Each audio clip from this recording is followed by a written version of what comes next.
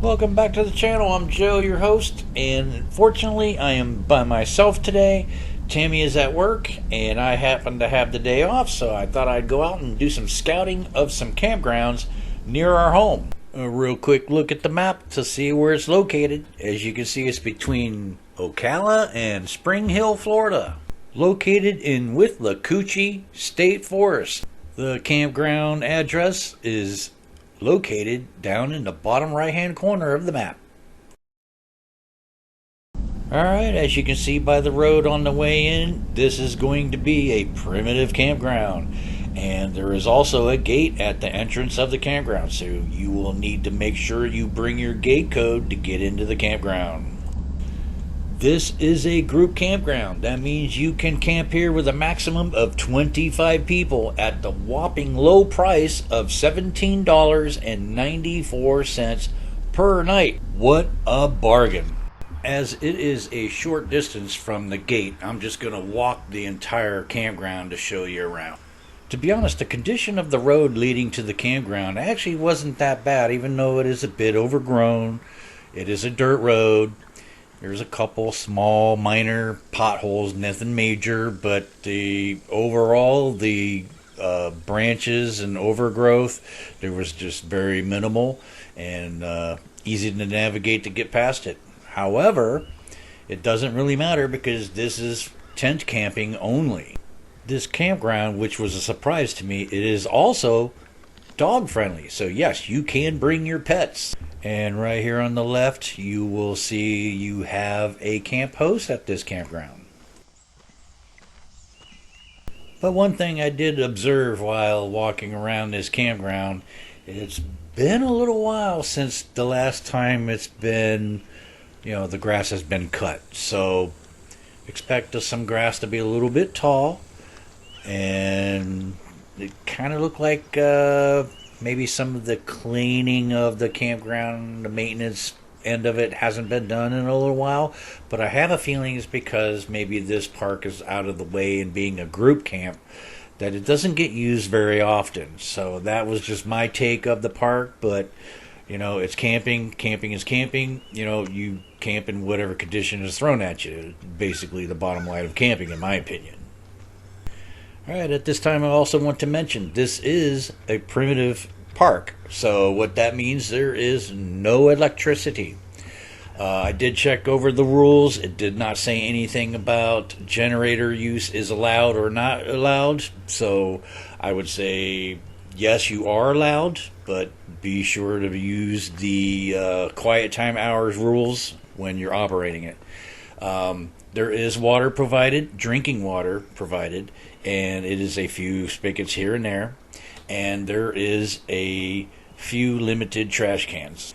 And as far as the restrooms are concerned, the toilets are vaulted. They are not flush toilets, and there are no showers. That means you will not be provided with any hot water either.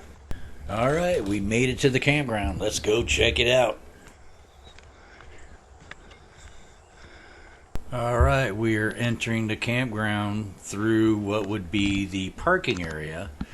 And as you can see, it's a little bit overgrown, not real designated to what's what as far as parking spaces or how many vehicles could be parked in here. But there is posts marking out the parking area from the campground itself.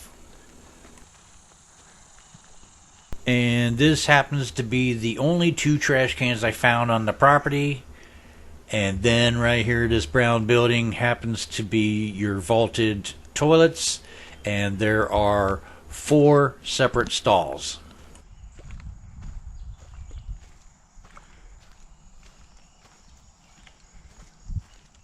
And then, of course, by this point, we're standing in the middle of the campground.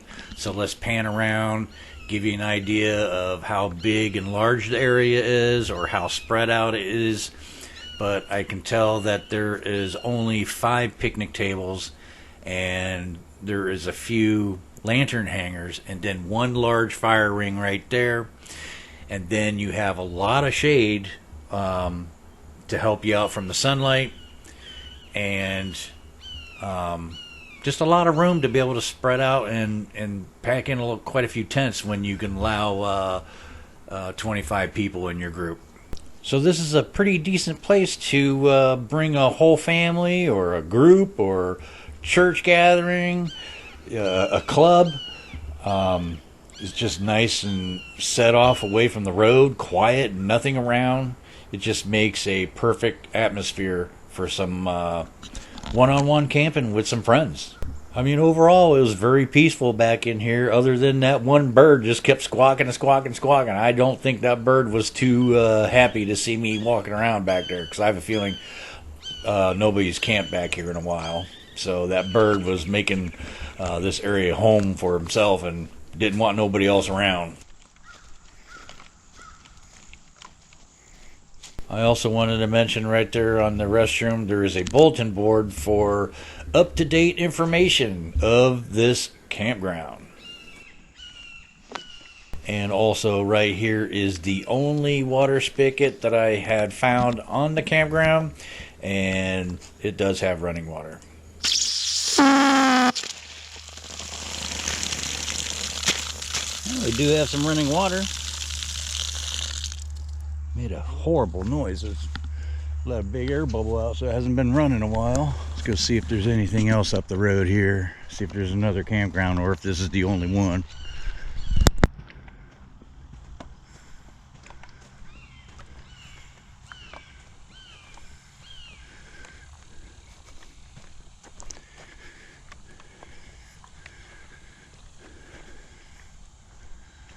Alright, well, if the road continues, boy, it's got real sketchy right here. It is not. So that is the actual campground, the only campground for group camping. And this is an entrance to a hiking trail.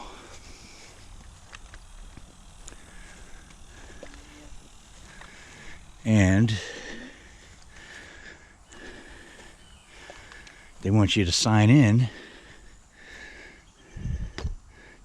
and it's to document who's using the trail or not, but there is no pamphlet, no pen to even sign.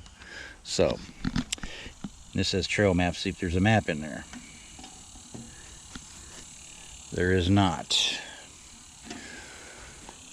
So with that being said, I have a feeling that possibly the trail might even be abandoned, but let's just walk in there just a few feet and just take a look around to see if it's still maintained or if it's looks like it dead ends. We'll go check it out. Let's go check it out. Apparently there are two trails. You got an orange placard and a yellow placard. So I'm assuming that the trail probably splits up here. So here's another orange placard.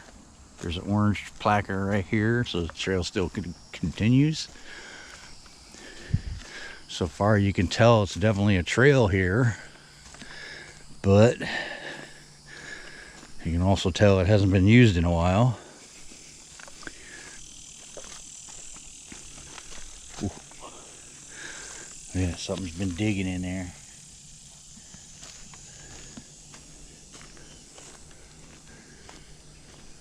Something's been digging. Well, the trail's definitely well marked. Orange placard, orange placard. I don't see any yellow ones, so maybe the yellow one is an old placard and then the orange is the new markings.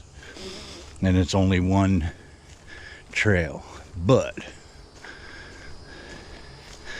now I'm walking a little farther, I do see some yellow markings.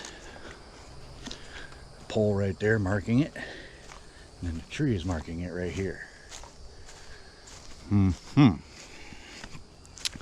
But I could tell you this, that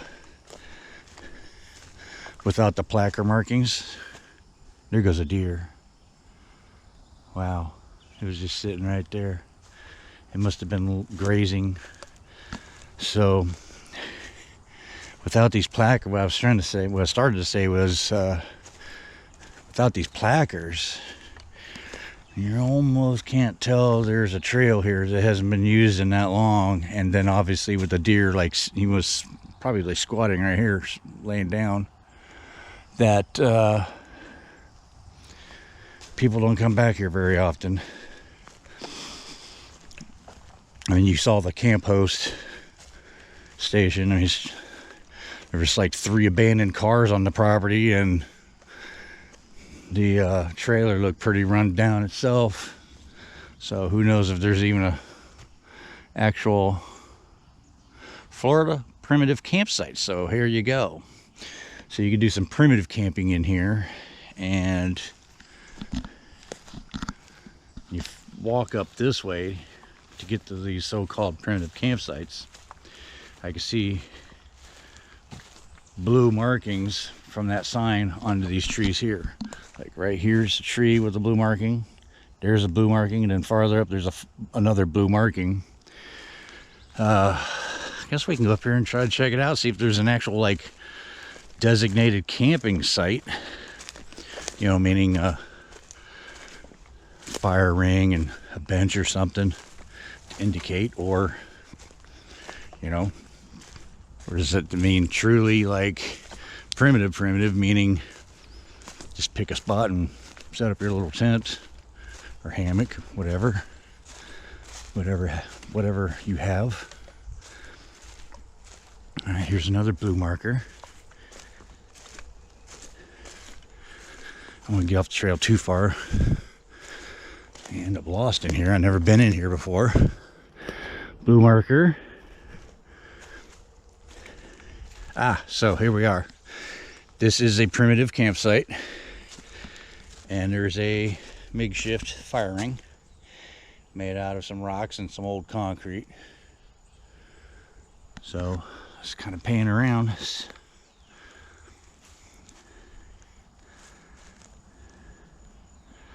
Very nice. Boy, you are definitely alone out here. As far as the road noise, you can hear a little bit, but it's not irritating. It's just a small little hum in the background. Okay, let's get back out to the yellow trail and probably head back to the truck. There's not much really else to see here. I hear some noise in the background. It's kind of spooky. I don't like it. All right, there you have it. That's the campground. So nice big parking lot to get a lot of vehicles in there. A lot of room to spread out and set up tents, large groups. Nice big restroom facility right there. Lots of separate toilets, you know, vaulted toilets at that. So it is primitive. Showed you the water spigot. There is no electricity here, so you have to bring alternate power like battery, generator.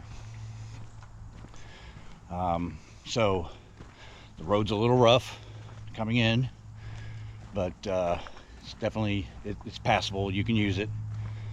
All right, so let's talk about group camping. Group camping, a lot of these places were back in the day were designed for large families to get together, or mostly because of clubs, meaning like Boy Scouts, Girl Scouts, 4-H clubs, church did a lot of camping back in the day. But anyway, today these group campgrounds are not used as much as they used to, and almost hardly at all. So if you like camping with your family and you want a place to go that's relatively out in the middle of nowhere, nobody else to be around other than you and your family, with a few trails to go hiking on, this is gonna be the place.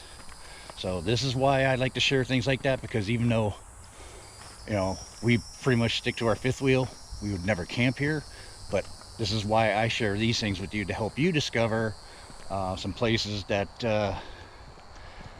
you might not know about. So anyway, right, that's Colonel Robbins Group Campground in a nutshell. We're off to go explore the next one. Stay tuned. Well, I sure enjoyed discovering this little group camp, and I think you enjoyed it too. You should consider subscribing to our channel. You'll never know. We just may be guilty of adding to your bucket list. And as always, thanks for watching. 2 for the road.